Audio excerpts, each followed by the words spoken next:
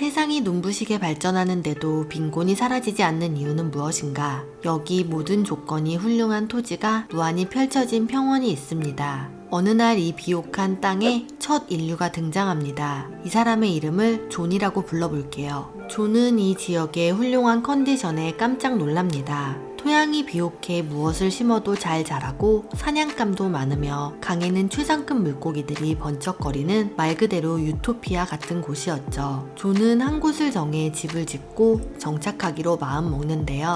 이 훌륭한 조건을 가진 땅 위에 정착한 존은 부자가 될 수 있을까요? 아쉽게도 존이 부자가 될 확률은 그리 높지 않습니다. 왜 그럴까요? 존은 모든 일을 혼자서 해나가야 합니다. 땅 위에 사냥감이 풍부해도 스테이크를 한번 먹으려면 직접 소나 돼지를 잡으러 가야 합니다. 옷도 직접 지어 입고 구두도 직접 수선하고 집도 직접 보수해야 합니다. 하루가 자신의 노동력을 바탕으로 돌아가기 때문에 돈을 벌 시간은커녕 여유를 즐길 틈조차 없는 것이죠. 두 번째로 이 땅을 발견한 사람은 존처럼 고민할 필요가 없습니다. 존의 이웃으로 정착하면 되기 때문이죠. 이렇게 하나 둘 사람들이 모여들게 되면서 노동이 효율화됩니다. 한 사람이 사냥을 해서 마을 사람들과 나눠 먹고 다른 사람들은 각자의 재능에 따라 집을 만들고 구두를 수선하고 옷을 만들면 되기 때문이죠. 인구가 계속 증가하고 효율화가 계속되면 다양한 전문가들이 많아지고 이전에는 없던 공동 공간이나 고급 산업이 생겨나면서 도시의 형태를 갖추어 갑니다. 그럼 이제 이 마을 사람들은 모두 부자로 살 수 있지 않을까요?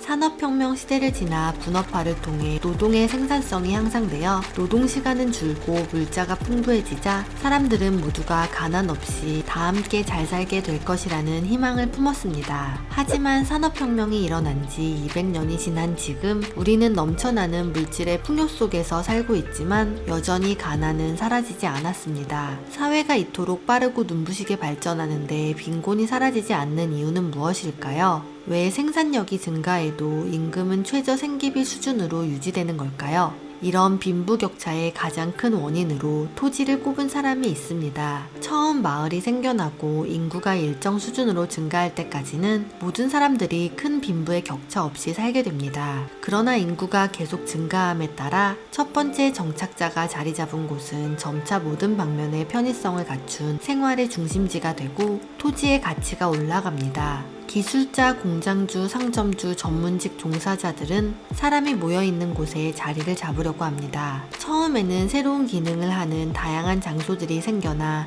위치적인 입지의 중요성이 크지 않았지만 같은 기능을 하는 장소들이 여러 개 생기게 되면서 제한된 장소 안에서 여러 사람들이 들어오려고 경쟁을 하는 꼴이 된 거죠. 결국 특정 지역의 토지의 값은 수요가 많아지면서 원래 값보다 더 높이 쳐주겠다는 사람들이 나타나 경쟁을 하게 됩니다. 그리고 이런 지역에 토지를 소유하고 있는 사람들은 아무것도 하지 않고 토지를 임대해주는 것만으로도 기술자보다 더 많은 소득을 얻기 시작합니다. 반면 기술자의 노동력은 상승하는 도시가치의 혜택을 누리지 못합니다. 그들의 노동력은 토지를 사용하는 대가로 중간에 지불되어 가로채이기 때문이죠. 노동을 통한 소득이 커질수록 노동이 그 소득을 올릴 수 있도록 해준 기회, 즉 토지가 가지고 있는 위치적인 이점에 대하여 지불해야 하는 대가도 커져갑니다. 이렇게 이익은 토지 소유자에게 돌아가고 노동자의 임금은 토지의 가치보다 더디게 올라갑니다. 토지는 처음 정착했을 때와 동일한 토지인데 결국 토지의 첫 정착자, 즉 토지의 권리를 승계한 사람이 부자가 되는 것이죠. 서울 명동이나 강남에서 아무리 유명 식당을 운영해도 땅값이 비싸게 오르는 것보다 많은 수익을 올릴 수 없는 것처럼요. 19세기 후반의 뉴욕, 헨리 조지는 어떤 현상에 주목합니다. 뉴욕은 거대한 마천루가 지어지기 시작하면서 세계 최고의 도시가 되지만 한편에서는 여전히 가난한 사람들이 식사도 못하고 옷도 없어 맨발로 도시를 뛰어다니는 것인데요. 그래서 헨리 조지는 부의 불평등한 분배의 원인을 밝히는 것을 자신의 소명으로 느끼고 원인과 해결책을 연구했습니다. 1500여 년이 지난 지금 우리의 세상을 그는 어떻게 바라볼까요? 사회는 더 풍족해졌는데 부동산 가격은 갈수록 더 비싸지고 최저임금과 고액연봉자들의 격차는 더욱 심화되고 있습니다. 높은 매출을 올릴 수 있는 상권에 자리를 잡은 후에는 빠른 속도로 올라가는 임대료에 허덕이고 상업과 생활의 중심지, 좋은 학군 등 좋은 조건을 가진 토지의 가치는 임금이 올라가는 속도보다 더 빠르게 올라갑니다. 고급 노동력을 가진 사람들 역시 그 혜택을 온전히 누리지 못합니다. 고급 인력이 원하는 고임금이 보장되는 회사들은 주로 토지의 가치가 높은 곳에 위치하고 중심지의 토지 가격은 올라가기 때문에 임금에서 토지를 사거나 임차하는 가격을 빼고 나면 얼마 남지 않기 때문이죠. 심지어 이렇게 상업이 활발한 도시는 주거비용뿐 아니라 생활비도 높아집니다. 이곳에 들어와서 물건을 팔거나 서비스를 하려면 더 많은 토지 가격을 지불하고 들어와야 하기 때문인데요. 그래서 강남, 여의도, 거제, 울산 등의 물가는 주변 다른 지역에 비해 자연스럽게 더 비싸집니다.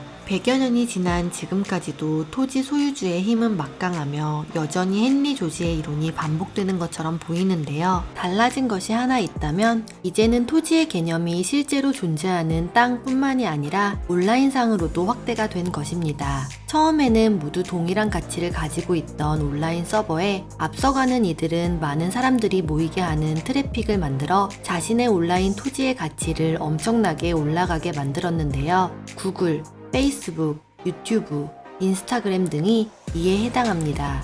빈곤과 불평등이 오로지 토지 때문이라는 그의 주장이 완전한 진리는 아닐 수 있지만 토지 사유가 진보와 빈곤을 함께 존재하게 하는 매우 중요한 원인 중 하나는 분명한 것 같습니다. 그래서 이 책을 일찍 읽고 깨달음을 얻은 이들은 일찌감치 토지의 중요성을 깨닫고 부의 위치에 다가서게 되었죠. 헨리 조지가 제시한 이 문제에 대한 근본적인 해결책에 대해 더 알고 싶다면 19세기 논픽션 영어책 중 성경 다음으로 많이 판매된 책 진보와 빈곤을 읽어보세요. 나를 바꾸는 시간 셀프메이드, 구독하고 더 나은 자신을 만들어 보세요.